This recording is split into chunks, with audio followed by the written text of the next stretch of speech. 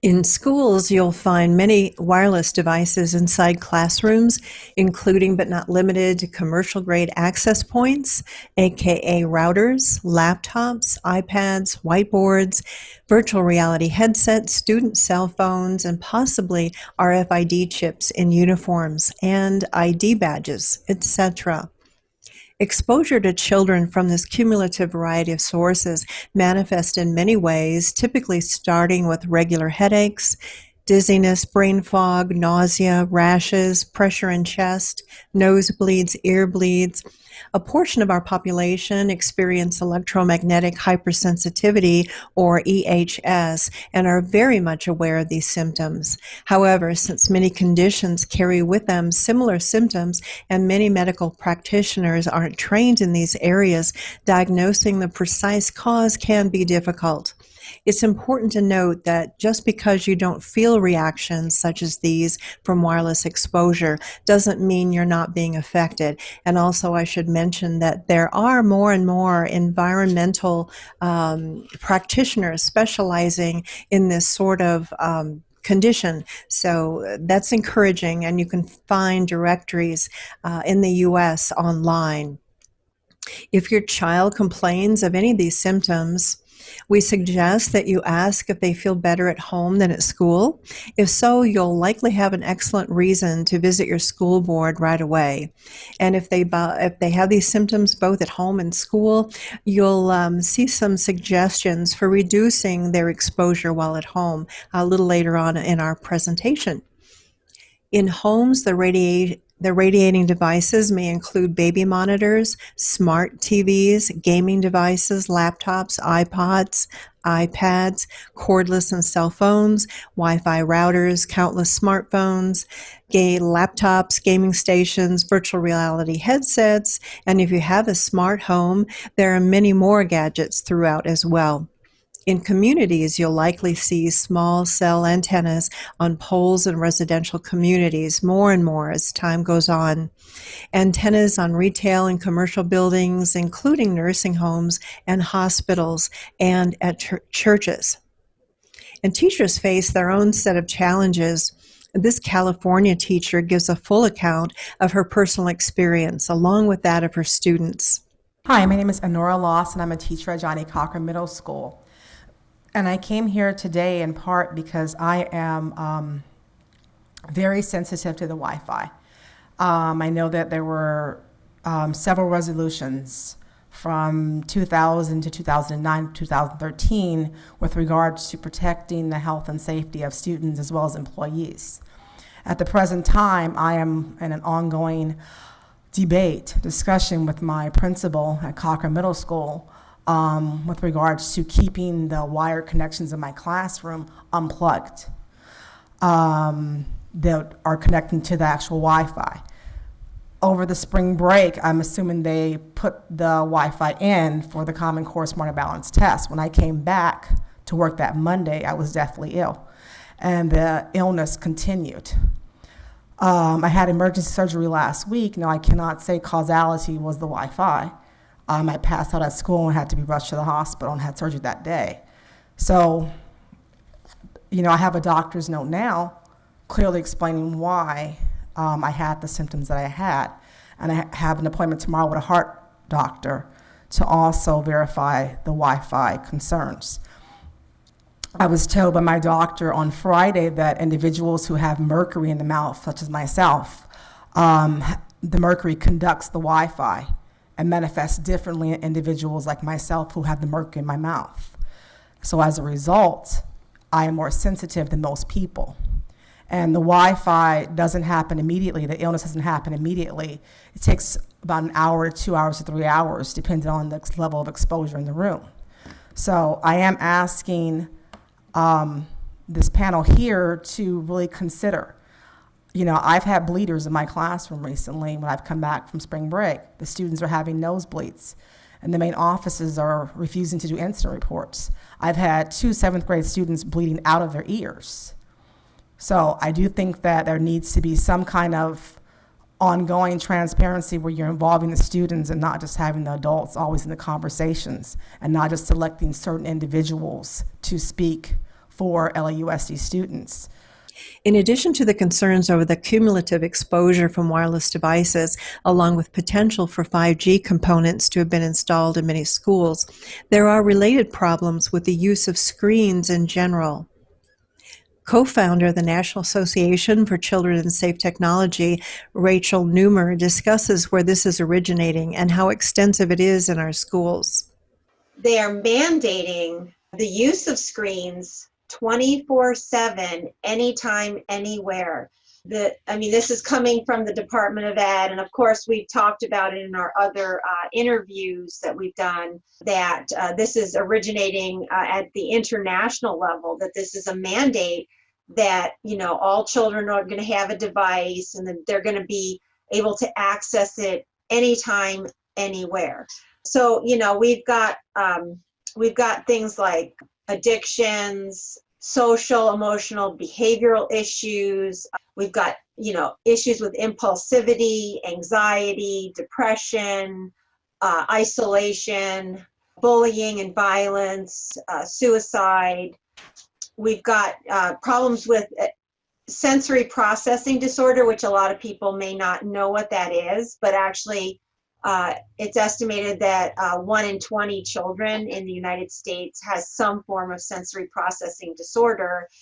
I think they're saying that there is an epidemic of nearsightedness related to screen use, excessive screen use, which if you're telling people that kids have to have access to these devices anytime, anywhere, 24 hours a day, 7 days a week, I would call that excessive. And I think we're seeing that. The average teenager outside of school, I think, uses the smartphone for at least 7 hours a day. Or, there's screen use is off the charts, really. In 2017, I co-sponsored an event featuring a panel of 5 leading experts in this field.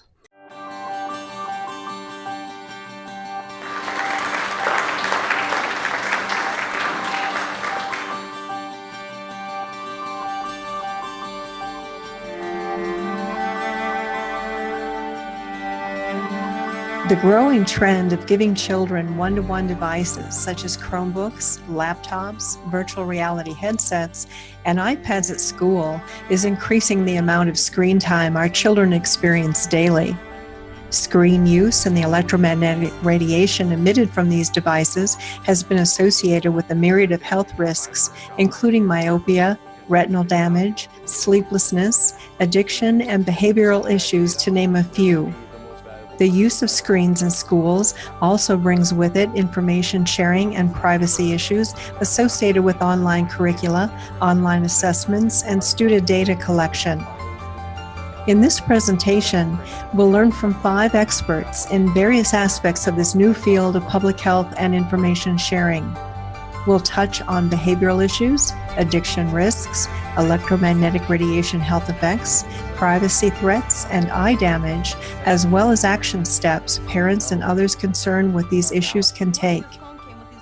It is time to begin discussing best practice and safety guidelines for these devices in schools. We hope you'll learn something new and will be motivated to help promote safety guidelines in your own schools and states. Follows are excerpts from Dr. Victoria Dunkley speaking on mental and behavioral issues, and Tracy Markle on addiction. So currently there's quite a few disturbing trends that are on the rise in children. There's a huge increase in psychiatric disorders. Alongside this, there's been a huge increase in psychotropic medication prescribing. There's also a lot of medical conditions on the rise that we used to only see in middle-aged adults. There's also a big increase in disability filings for mental health and neurological issues, and an increase in the gender achievement gap. So meanwhile, we have a huge increase in daily screen time for kids. Grade school kids are averaging 4 to 6 hours a day. Older kids are averaging up to 10 hours a day. And the question becomes, if we know that it's linked to all these different disorders, why isn't the public more aware? Why aren't doctors more aware? Why aren't educators more aware? And the reason is because there's a lot of myths that are perpetuated in our society for various financial and political reasons. It's just important to remember that the nature of screen technology itself is really at odds with what the brain needs to thrive. One way to look at it is that it really acts like a stressor and induces a fight or flight reaction. So every time a child picks up a device and interacts with a device, their nervous system gets more revved up. This is what I call electronic screen syndrome. And all of these mechanisms overstimulate the nervous system. The brain goes into a state of chronic stress. And eventually, blood shifts from the front part of the brain to the deeper parts of the brain, to the more primitive parts of the brain, and the frontal lobe starts to suffer. It controls everything from executive functioning, so getting things done, focus, planning, prioritizing, to emotional regulation, impulse control, creative expression, and even empathy. A child that is revved up and exhibiting signs of electronic screen syndrome they can present in a variety of different ways, but one very typical way is that the child will have a dysregulated mood.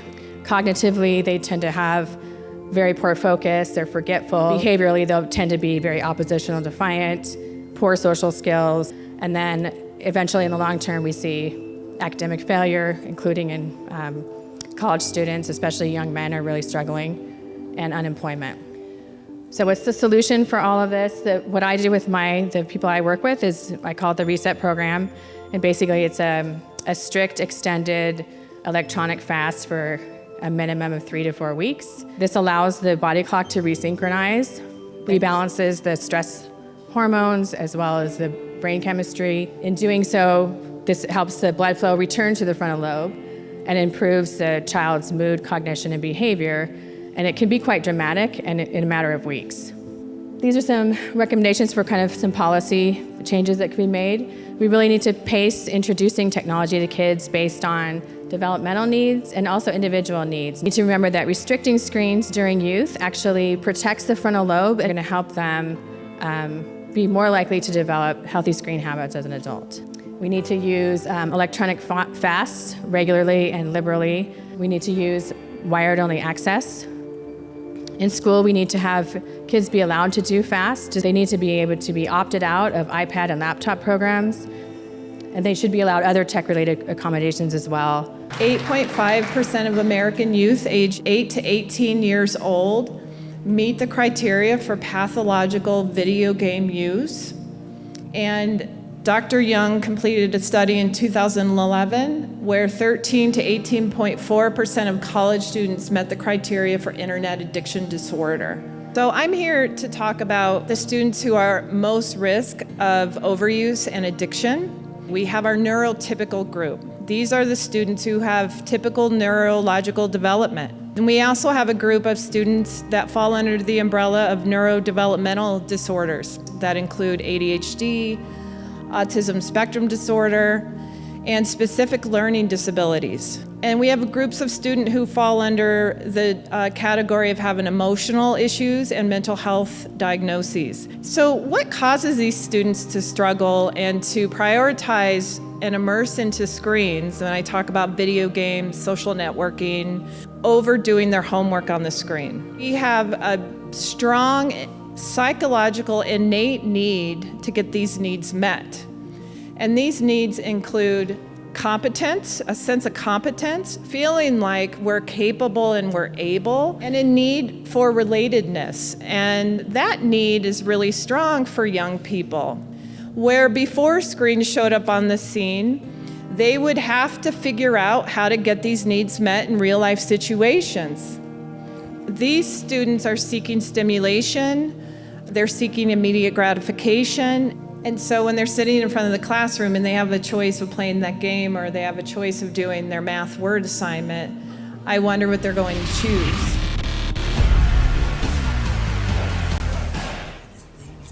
It's a no-brainer, right? I mean, I would choose a video game. I would choose social networking. It's impossible for them to make a choice. It's out of their control. They'll find a way to get these needs met regardless, and screen applications have now provided them a way to get these needs met. And I like to highlight the protective factors as my last section. I think it's important to know and how to find these in your child or your students so we can capitalize on them as strengths Again, I can't stress enough connectedness, face-to-face connection. We have to bring them in front of people, teach them the social skills, expose them to situations so they can begin to develop the skills and feel comfortable doing that. There's some innate characteristics that we found through different studies that are protective factors. Extroversion, conscientiousness, students who are resourceful, and who are agreeable, who generally want to follow the rules. Emotional stability is our strongest predictor of students not immersing into screens. Teaching the social skills, helping them understand how to share perspective with other people, academic competence. It may be important to get set up psychoeducational testing to rule out any issues that might be driving them into the screens that you're not aware of, a learning challenge, anxiety, ADHD, and then clear, consistent technology and application use policies in the school. There's a lot of good things happening out there. There's a lot of great intervention. And the problem is the schools don't know how to handle it.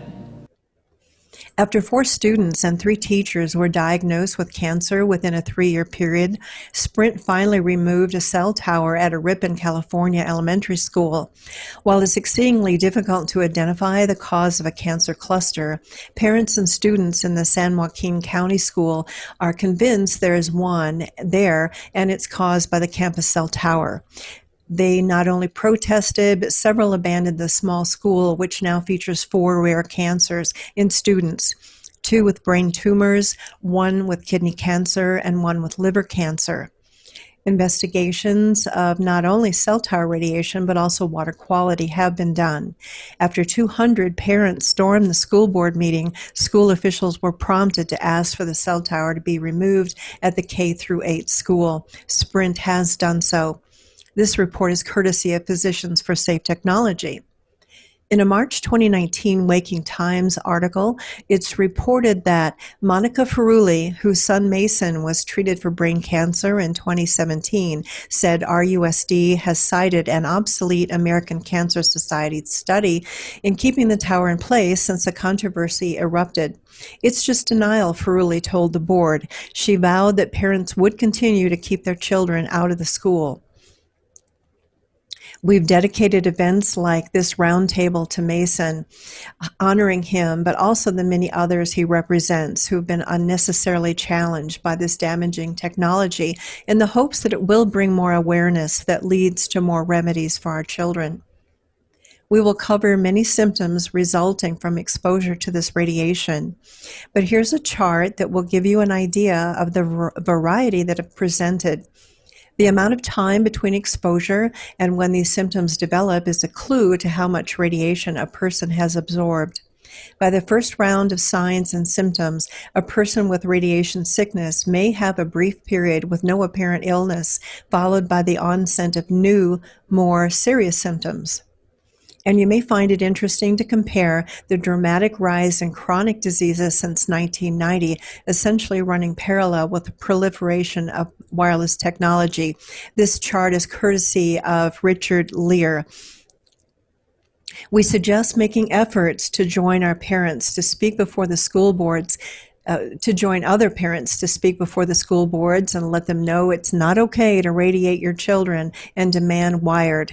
Let them know that they are at real risk for being held individually liable for sickness, injuries, and even death if they don't take you seriously.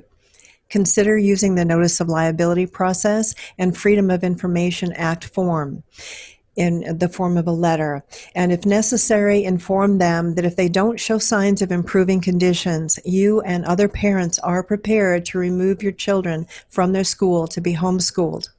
Follows is a direct message from homeschooling expert and author David Rodriguez from our roundtable event last year. Mom and Dad, please define success for you and your child. Like, what do you desire for your child? And really focus on that, because the system is based on force and coercion. It's a gigantic business. They try to scare you into making you feel intimidated, that you're unqualified.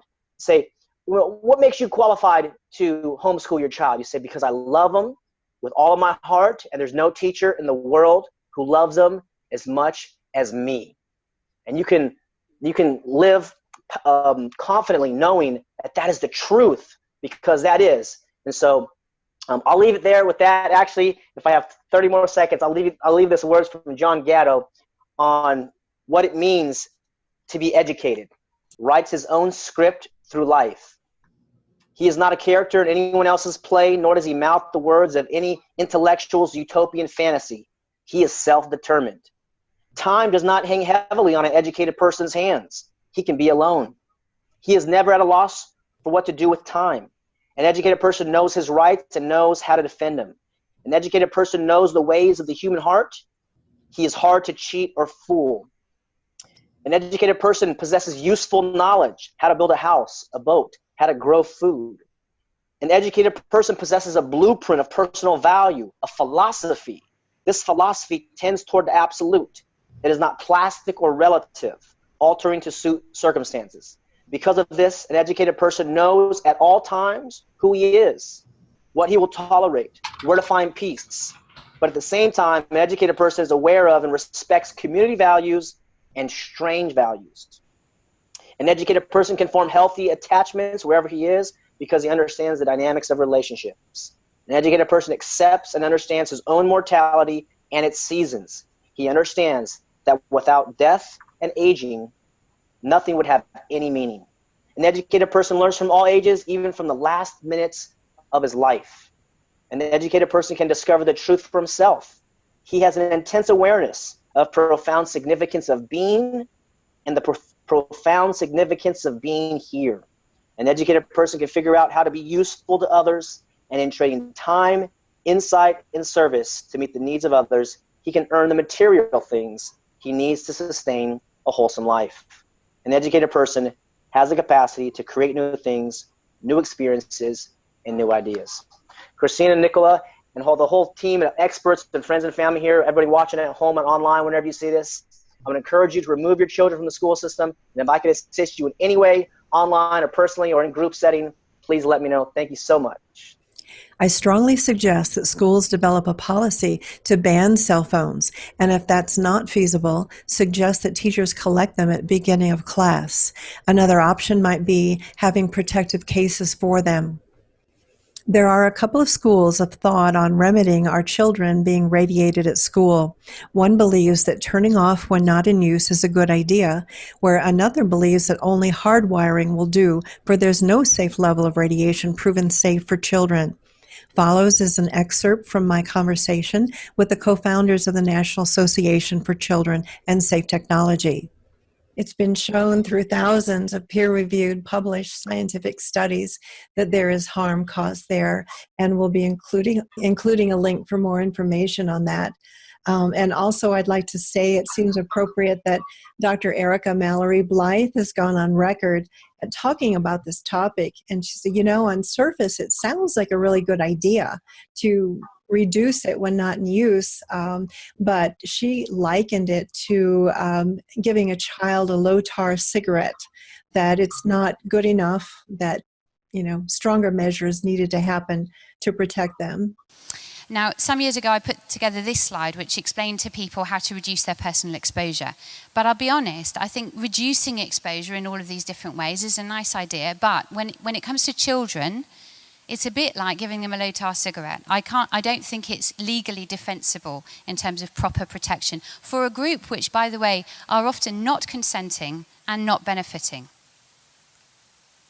So for that group, we should be looking at complete withdrawal of RF emissions and minimizing ELF emissions in the places they habituate, in schools, in public spaces, and helping and empowering parents to do this at home. We've seen this in many places crop up. They're labeling this exposure to wireless radiation as best practices. And so anyone not having a background or understanding what the backstory is or that it is a biohazard, to look at that and see it officially defined as what's best, it's so misleading, really, and it's not honest at all. Yeah. Well, like I said, anyone getting a hold of it, like the parent or the teacher or whatever, once it's published and once it's or legislated or something, then it sends a message out to the public that, okay, it's not that bad, this reduced, radiation, it's not that bad. And that is not the truth at all. And in practice, the curriculum, which they want it 24/7 with these kids, runs totally counter to this idea of that it can be reduced to any means. And then two is the definition of reduced. It's very individual. What difference does it make if my next exposure in the classroom is going to result in, the tipping point for me becoming electrosensitive? I mean, what meaning is that? Or that it breaks my DNA and sets in motion diseases? You get cancer.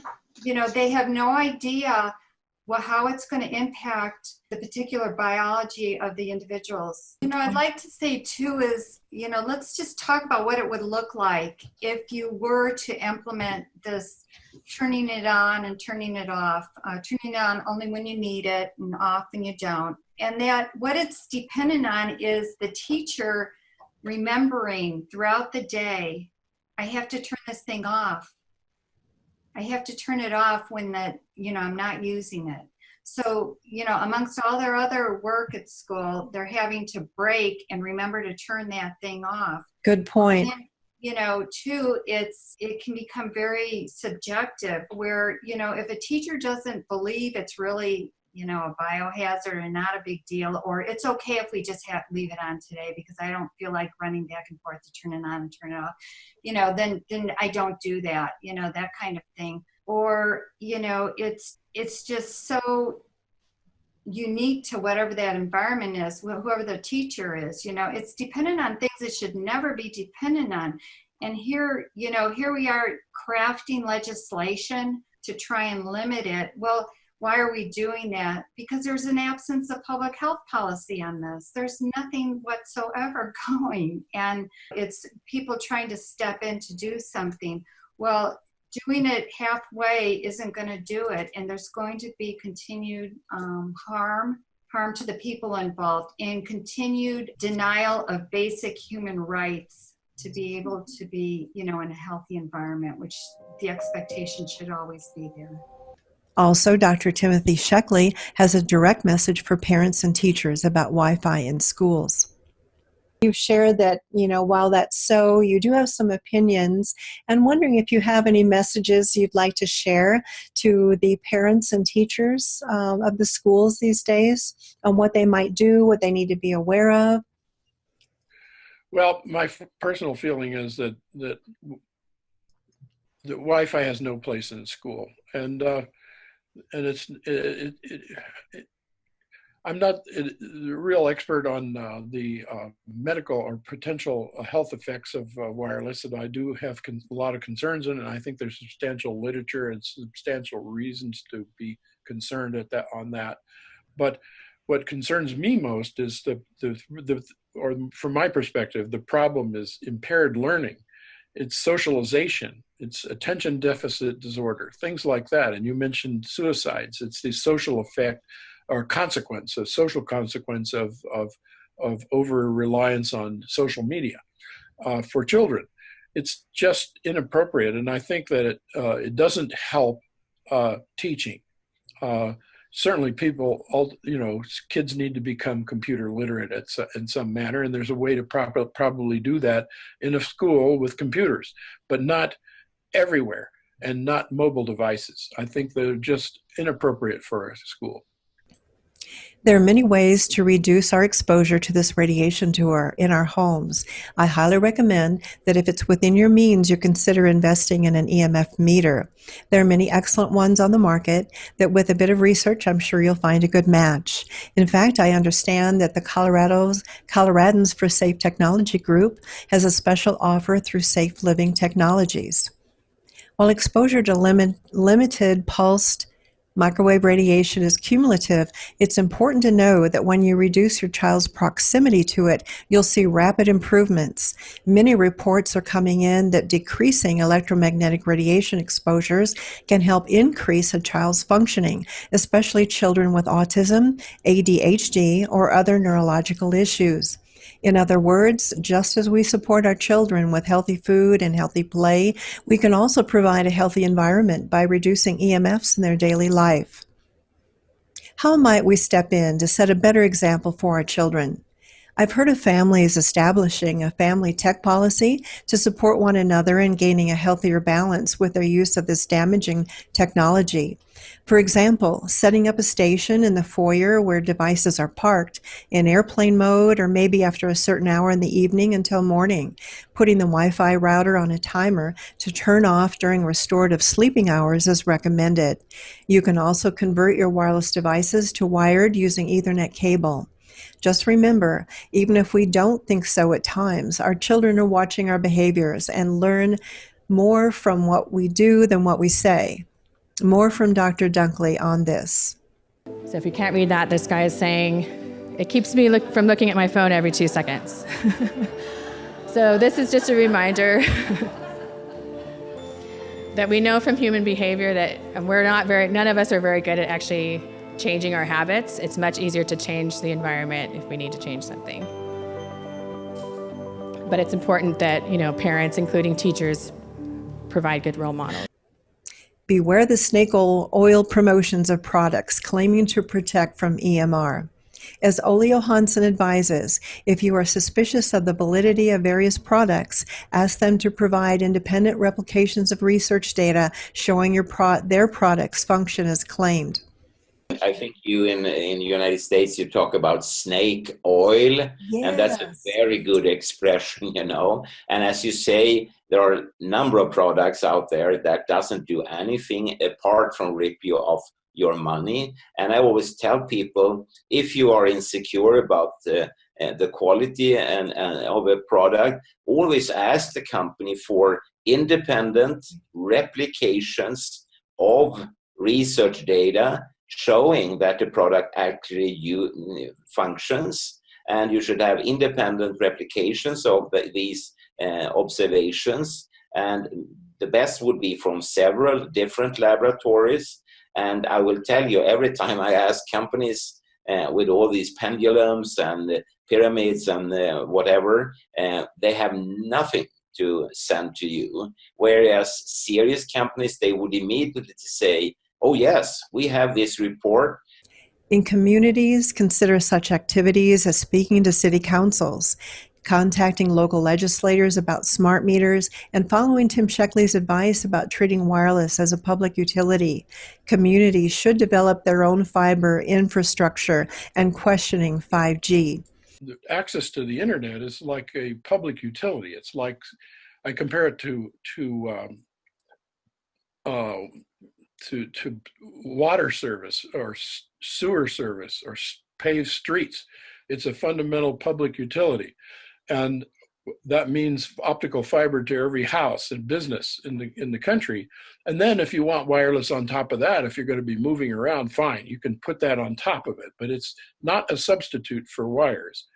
And the 5G issue is mainly about trying to get you to think, or get the public to think, that the only way to get internet access, or the best way to get it, is over wireless using 5G. Well, that's really not, doesn't make any sense. And the way to fix this situation, you ask, it's simply political action at the local level. That's the only way to do it. And since we have such a failure at the national policy level, all politics is really local to start with. So you need to, my paper advocates that every city and community and town in the country develop their own fiber infrastructure, just like they might their own water system. That's the best way to go. And then the carriers or whoever wants to can develop their wireless networks, but that shouldn't be their only choice. Also, joining groups like 5G Colorado Action and Coloradans for Safe Technology, considering using tools like Notice of Liability and FOIA requests, consider purchasing a meter, engaging a building biologist, at least turning off your router at night. Check out the mini guides for EMF protection in the further reading list at the end of this presentation. For smart meters, If one has been installed on your home, you can be successful demanding replacement with safe analogy by your utility with filing a notice of liability. Meanwhile, install a safety guard, use protective paint on the inside wall of your home, and do not have anyone sleeping on the other side of that wall. It appears that more and more of us are awakening to the real ramifications of this invisible force. For example, I just learned of a group of students at the Eindhoven University of Technology who are building a house that blocks the electromagnetic radiation from, for example, Bluetooth and telephones. Construction will start next year. For tips on how to reduce exposure in homes, cars, when using public transportation and traveling, Dr. Daniel DeBon makes a very simple observation in his book, Radiation Nation. Your two best friends when it comes to dealing with EMFs are 1, distance, and 2, time. Simply put, the more distance between you and any device, the better. Pretty simple, yes? Also, by far, the simplest approach to dealing with EMFs. EMFs radiate in a spherical pattern from their source. They go in all directions, and logically, they get weaker with distance. They follow something called Newton's inverse square law. The second option you have to decrease your exposure is time. The less time spent close to devices, the better. Also, think about the amount of time you spend in the most dangerous situations. With your cell phone, for example, start by limiting the time that it is close to your head. Small steps can make a major difference. What does it take to awaken folks to the reality of what the collateral damage is from our dependency on EMFs? I had the opportunity to have a conversation with Elizabeth Kelly, an EMF researcher and advocate who has been working on public health issues for over 40 years, and Risa Suzuki, a certified building biology environmental consultant specializing in removing harmful electromagnetic fields and author of What the EMF on just this topic. In addition to the bioeffects, I think it'd be interesting to talk about other things we need to be concerned about where we're when everything is being done for us, we need to be concerned that we are literally signing away our life skills, our social skills. I mean, who remembers a phone number anymore? And, you know, when we're all excited about all this Alexa and all of the proliferation of this, that this radiation has increased, 1 quintillion fold since the time of pre-man, I understand, something that's just insane, but they're not telling people they're walking into this in this microwave oven of a home, and no one's letting them know what they're. And you know, what do you think maybe needs to be done to help raise awareness for the sheep who are walking down this gangplank, thinking that it's the coolest thing? I don't know. Well, you know, that's the common problem, is that people generally don't become interested in the subject until they're directly affected. They or somebody they love. I get calls all the time from people. I'm sure you do too.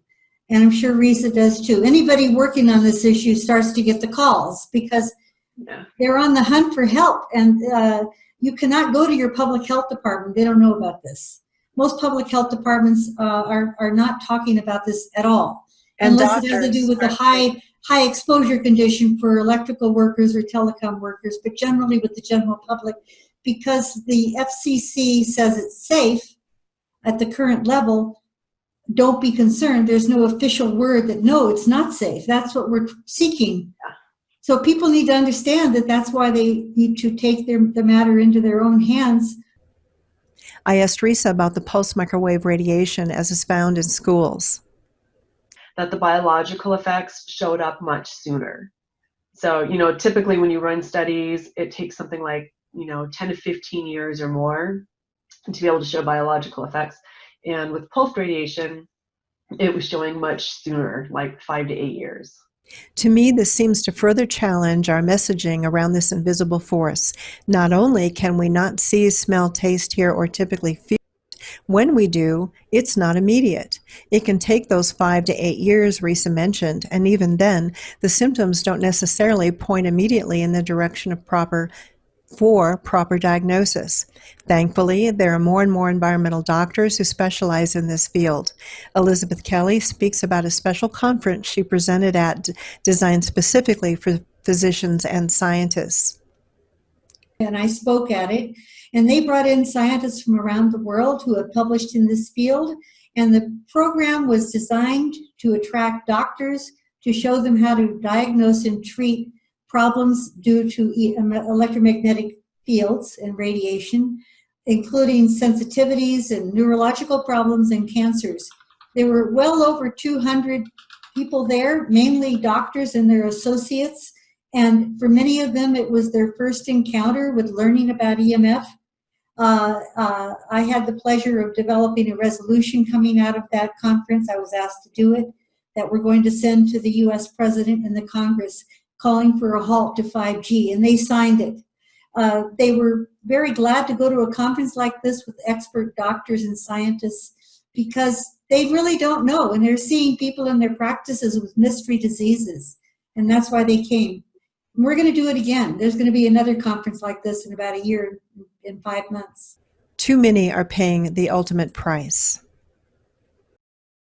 Jimmy Gonzalez died of brain cancer on November the 27th, 2014, after enduring 2 craniotomies, 2 full rounds of radiation, and more than 3 years of chemotherapy. But before he died, Jimmy was very effective at alerting the world that cell phones cause cancer when he spoke at the Pembroke Pines City Commission meeting on October 17th, 2012. Thank you. Good evening, Mr. Mayor, Commissioners, City Attorney, City Manager, ladies and gentlemen.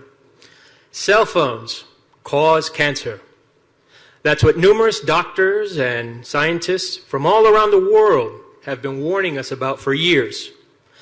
On May 31st, 2011, the International Agency for Research on Cancer, part of the World Health Organization, put out a report that says your chance of becoming a cancer victim doubles once you hit the 10-year mark of using cell phones for a minimum of 30 minutes per day.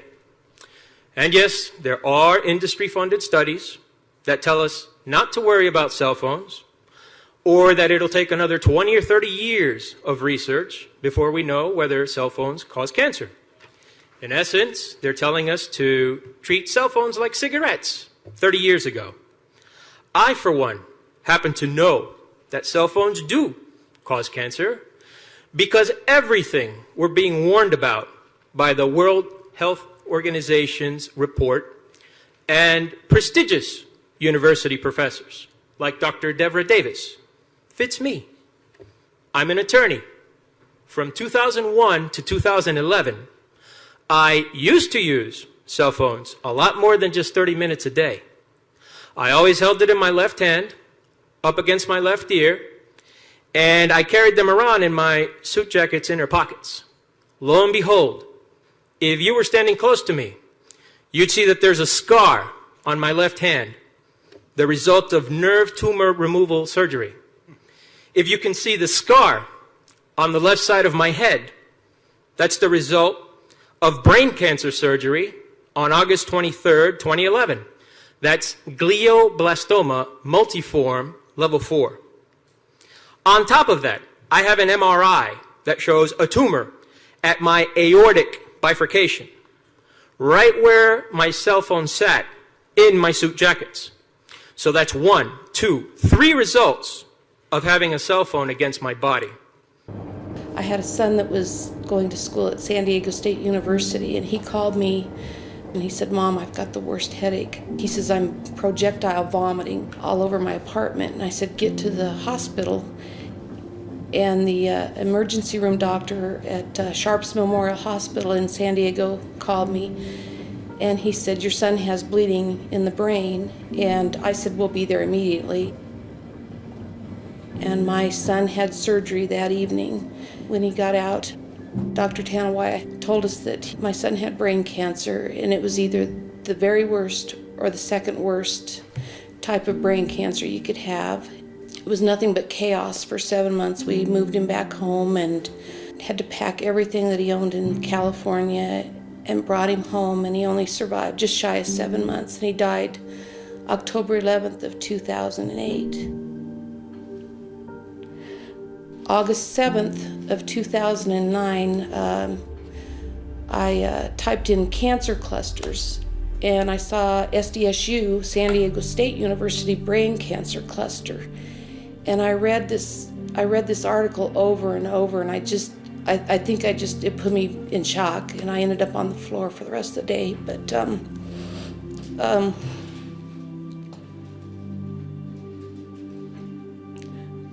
sorry.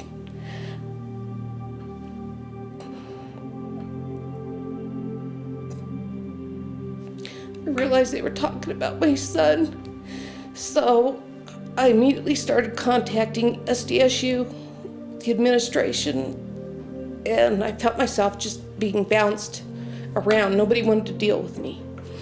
So I got in my car and I drove out to San Diego for the whole month of October of 2009.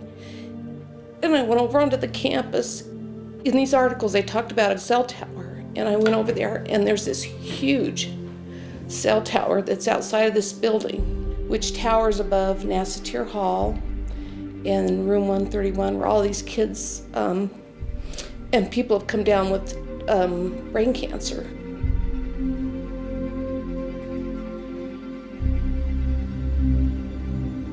My son, Rich Farver, died October 11th of 2008, and he was in Nassatir Hall, room 131. Professor Charles Cutter died June 19th, 2008, Nassatir Hall, room 131. Lou Terrell, diagnosed with primary lymphoma brain cancer in 2008. He was in the room right next to room 131. Dwight Anderson died in 2008, Nassatir Hall. Miss Laurel Amtower died August 29th of 2010. Richard Funston died, and he was also located in Nassatir Hall, room 131. I just think that this wireless stuff, we just need to get a handle on it and warn the public. But I just want parents to know, and I want kids to know that these are very dangerous, and these are on many, many college campuses. A reporter from the San Diego Tribune that I had contacted actually called me at home, and he said, this story will never get out in San Diego. And I said, why? And he said, because of money.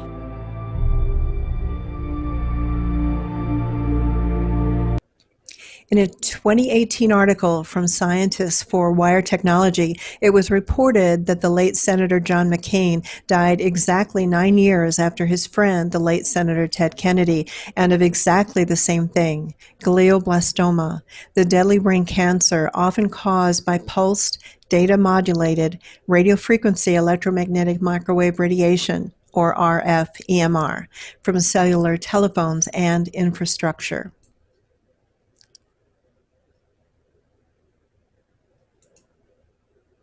The kind of DNA damages that has been shown using microwave exposure, the exactly same type as for wireless internet systems, is such that it could maybe in the future evolve into, for instance, brain tumors.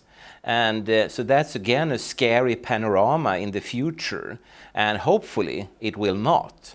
But I mean, after all, we are playing with the most precious item you have, namely your own children. When you look at the studies you did with mice, do you think that there is a chance that within the third generation of females, they may be irreversibly sterile? Not in the third generation, but in the fifth generation, and that would for humans be something in the order of 150 years ahead of us.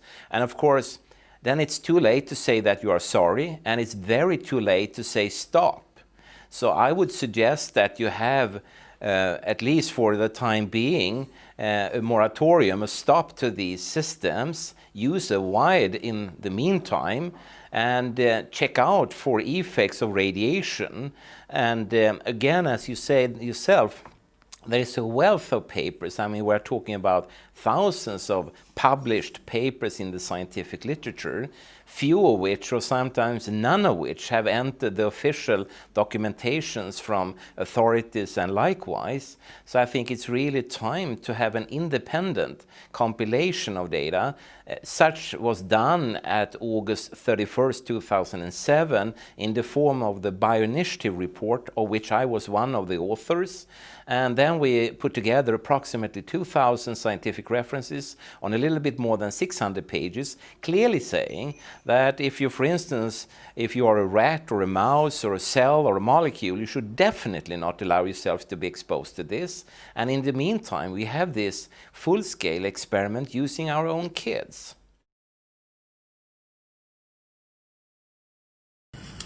I have read research performed by renowned scientists all over the world showing the possible side effects of radiation emitted from wireless technology.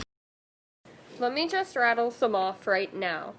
Brain cancer, tumors, blood-brain barrier deterioration, and even infertility. With the risks this high, it's impossible to understand how MCPS can continue to expand wireless technology in classrooms.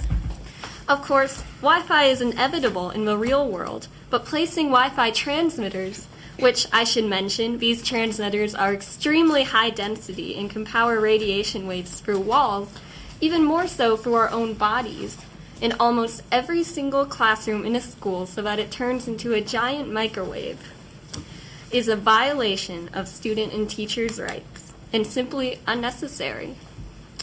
MCPS could just as easily wire all the technology. I personally, as a student, feel extremely uncomfortable going to school every day, a supposed safe haven, seeing my friends sitting directly under body-blazing transmitters, and being denied the right to wire my own Chromebook. My mom and I asked the school for permission to wire the device.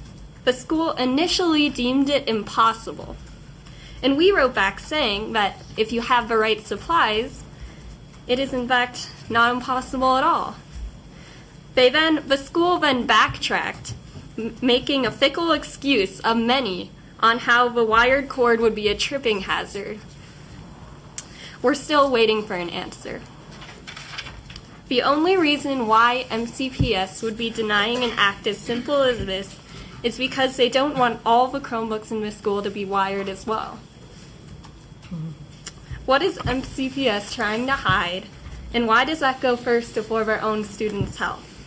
Enough backtracking. We want answers. Thank you.